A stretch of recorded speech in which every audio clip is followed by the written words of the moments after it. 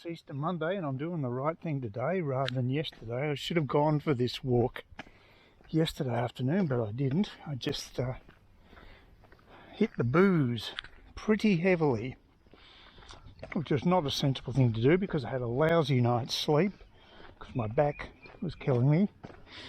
Just had the last of my anti-inflammatories, and I don't know how much good they're doing, if any. The GP will be back on board tomorrow because it's end of Easter, and see if they've got any clues. But I know this definitely works, walking. So it doesn't feel too bad at the moment. I did actually use the Yvonne's massage pad. It's an electric massage pad. I think what it does is it's got metal balls under the cover, and they just go back and forward and rub against your back and provide a massage. You certainly know they're working, and you can vary the speed and intensity, I guess. I don't know how much use they are. It's better than not doing. I don't think it's done any damage, so that's a good thing. But the only hassle with it is because it's an old unit. It's shedding. It's I don't know what it was actually made out of, what material, but it's sort of flaking off.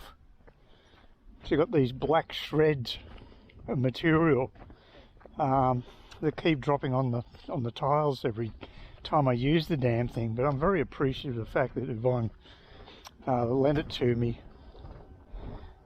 So that's very nice for her to do that. And you know, like I say, I think it does feel like a proper massage when you can just it's not a large unit, I suppose. How would you describe the size? It's the size of a pillow, I guess, best way to describe it, and you just place it in that part of the back that you think needs attention. So now it seems to be working at the bones and what have you, but the best thing of all is to do what I'm doing right now, and that's walking. And that's why it was bloody stupid of me not to do it yesterday.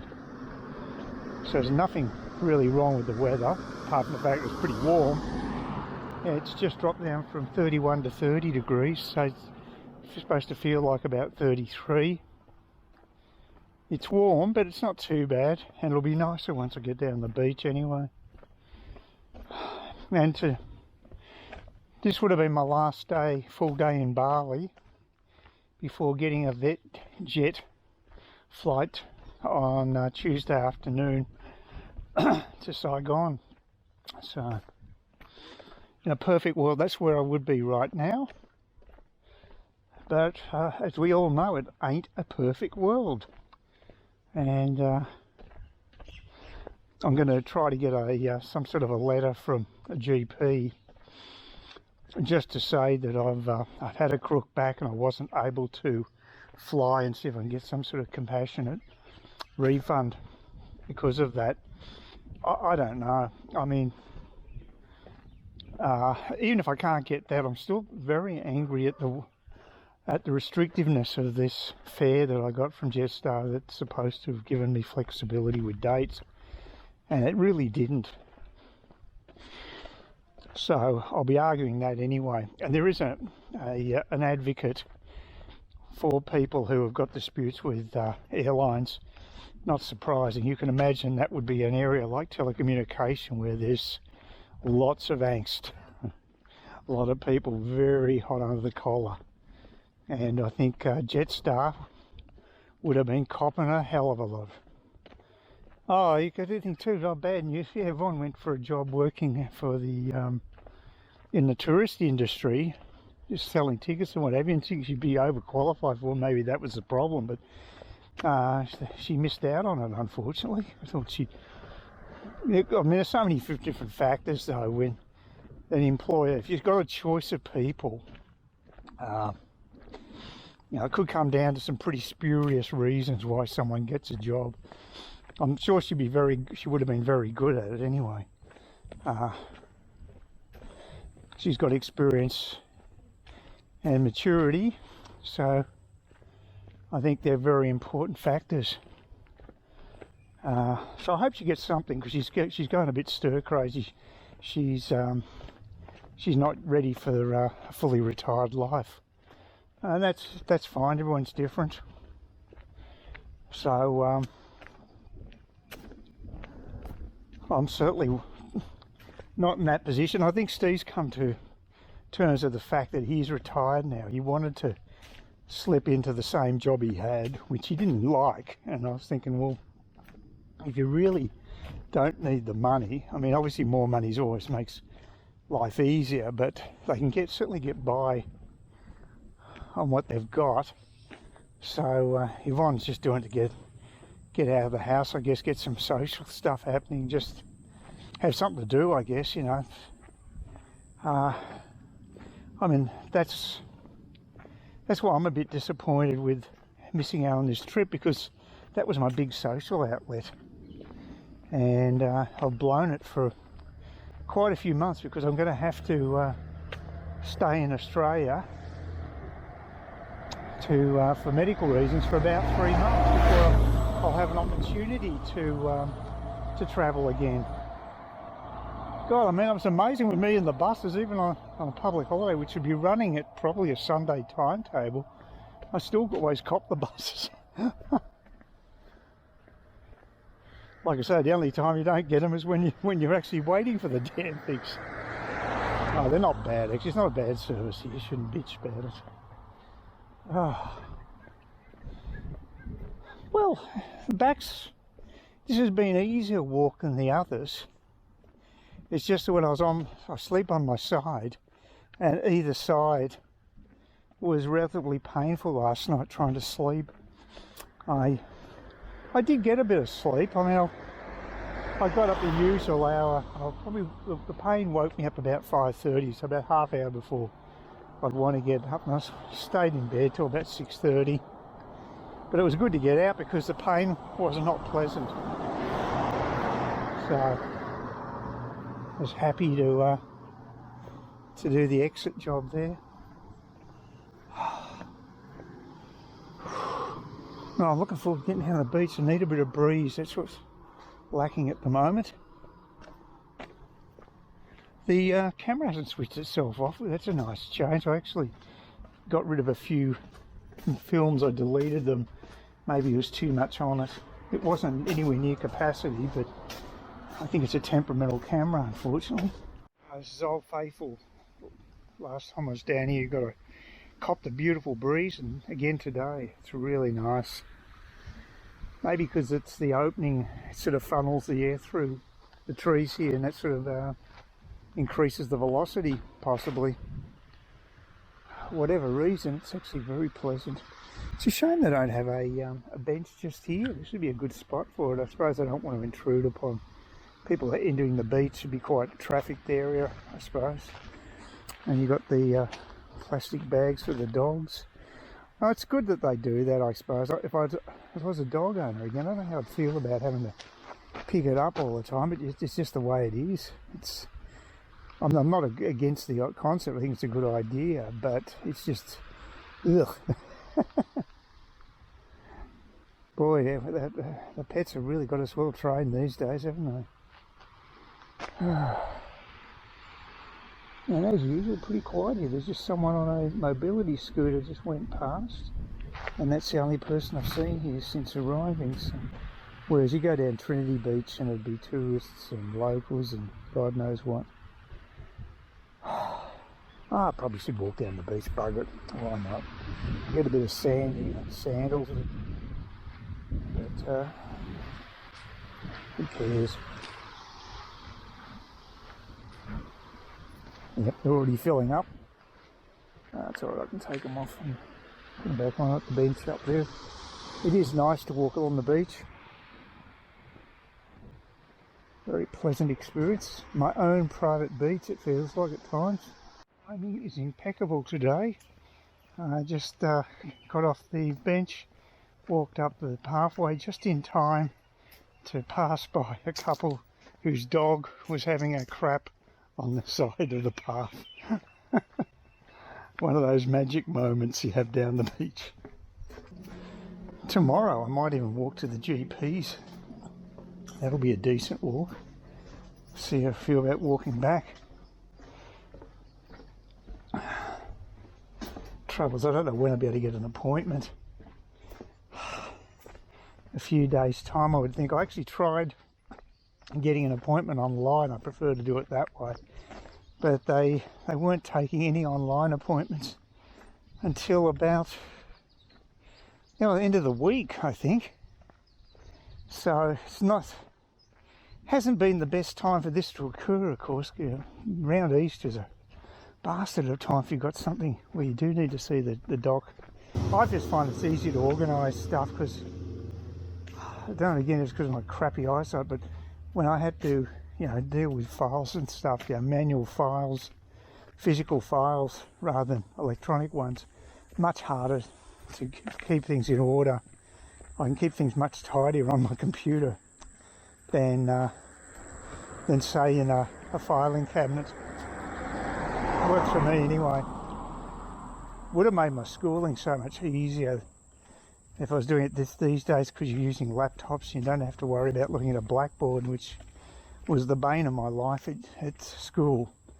I actually used opera glasses, believe it or not, to see what was being written on the board, but it didn't really work out very well. It didn't really help much. It just as I say, these days it would have been much easier.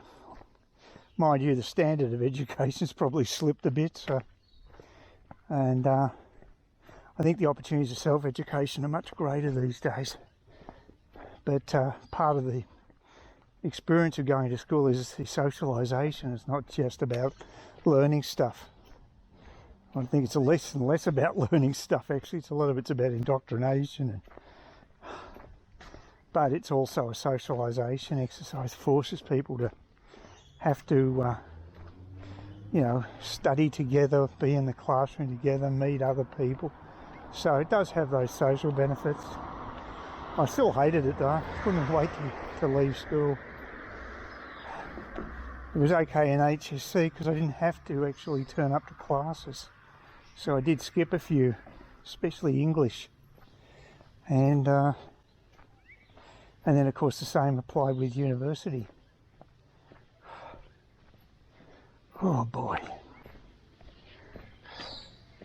Had a look at the old uni I went to, which is Northern Suburbs Childminding Centre in Melbourne. That's what we affectionately call it.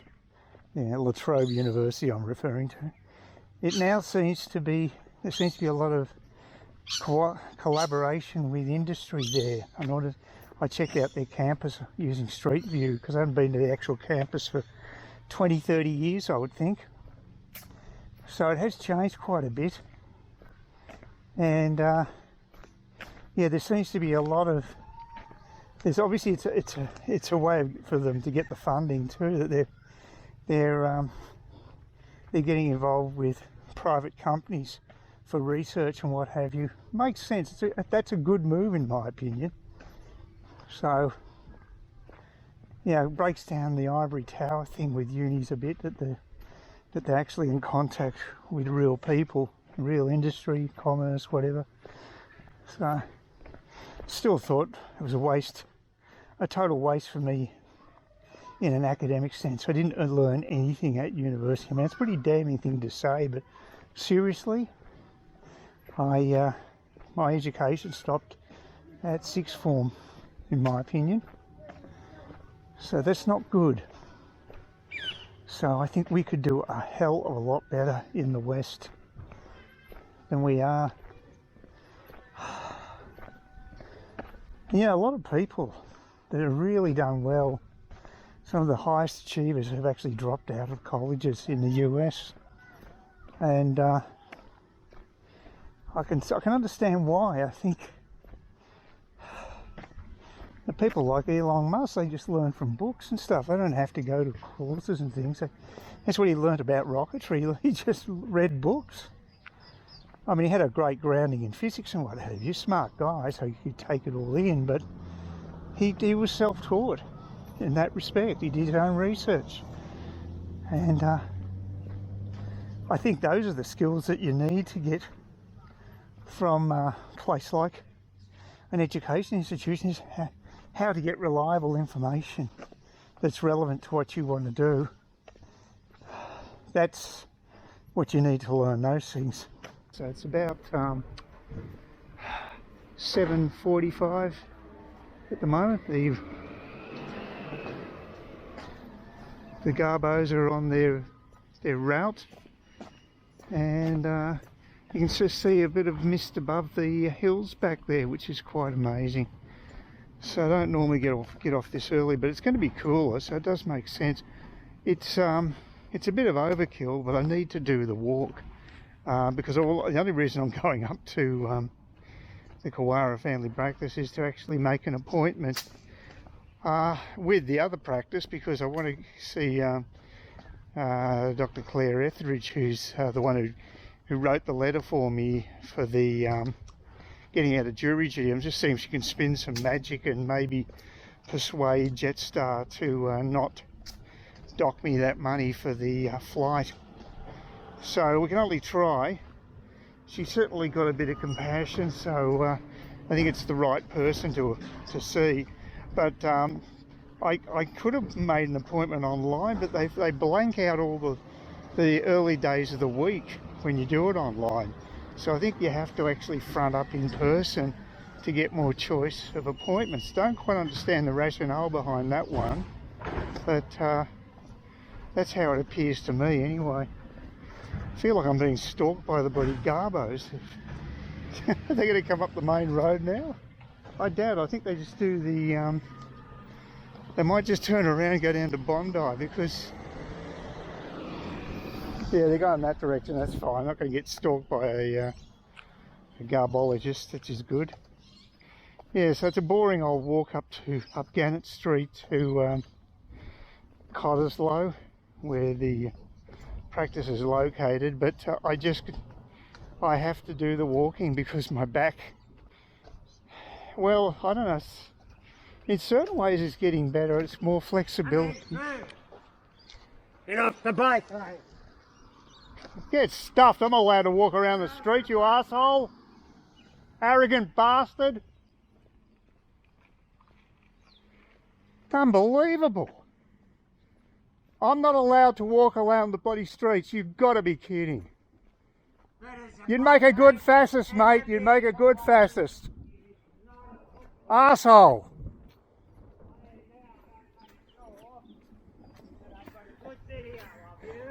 Oh, now you're going to harass me. Great. Oh, well, do that. Oh, show me where the footpaths. Show me where the footpaths are, you idiot. It's not a footpath, you moron.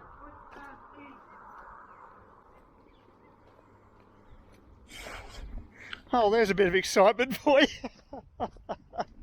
Boy, that's why people don't like these bike riders. He's got all the gear, he thinks he owns the world, and now he's threatening to contact the council because I'm walking along the road. He's an idiot. It's not like this is a busy road anyway. But Jesus, they're bastards, these people. They think they own the world. I'm just not going to cop it. And I know I'm not the only person that's paid out on arrogant bike riders. Oh, well, I'm very happy in a way being a YouTuber. That's golden. You don't expect that. That's never happened to me anywhere in Australia before. And it's an absurdity, this idiot saying I can't walk on the road even though there's no footpaths here. Oh God, give it a break, will you? Oh, go back into your hole, for God's sake. What are you, a stalker? Just... Oh, you're the lunatic with the bloody... Oh, this is all makes sense now.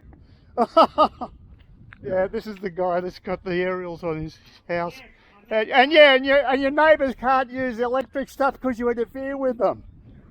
Pull your head in.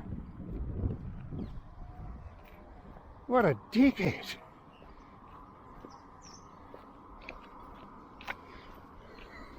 I suppose every neighbourhood has one, don't they? See, if I'd gone overseas, I would have missed all this excitement. Oh my God. Yeah, Steve told me about this guy who had all the ham radio shit. That's that guy. Weirdo. Oh, there's a bit of colour, I guess. I love the way they have to dress up like they're in the Tour de France. Everybody walks along the streets here. They walk their dogs along the street. The guy's a moron.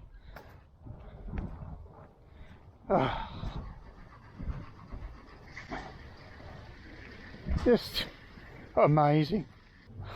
He must do it to everybody, because everybody else walks along this part of the road. You never see dog walkers going on bloody people's median strips. Then you'll cop it from them. Although I never have. But mind you, if you walked on that guy's median strip, I wonder what would happen. Wow. See, someone's keen doing the mowing early morning.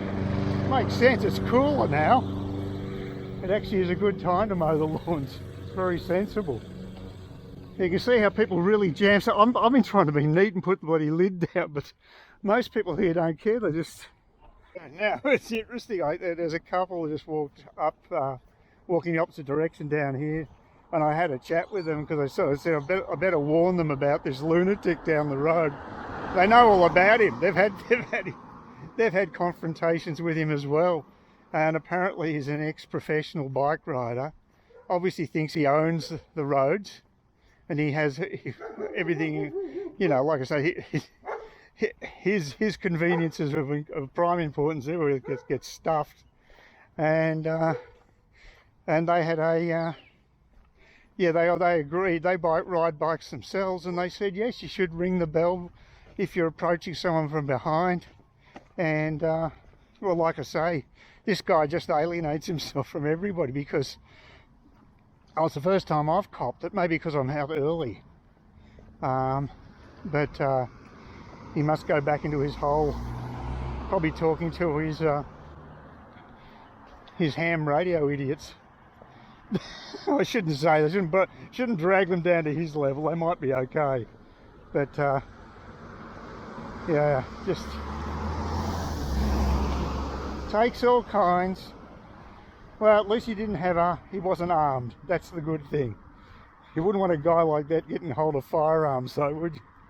Apparently there is one positive thing to say about Trevor. Apparently he does distribute passion fruit to people once a year. The neighbour thought that might be his way of saying sorry, but I doubt whether he would show that level of contrition. Oh boy. Please consider subscribing to my channel if you think there's anything there of use to you, or entertainment or whatever. And either do that or give me a thumbs up, or if you're feeling really energetic, do both. That'd be great.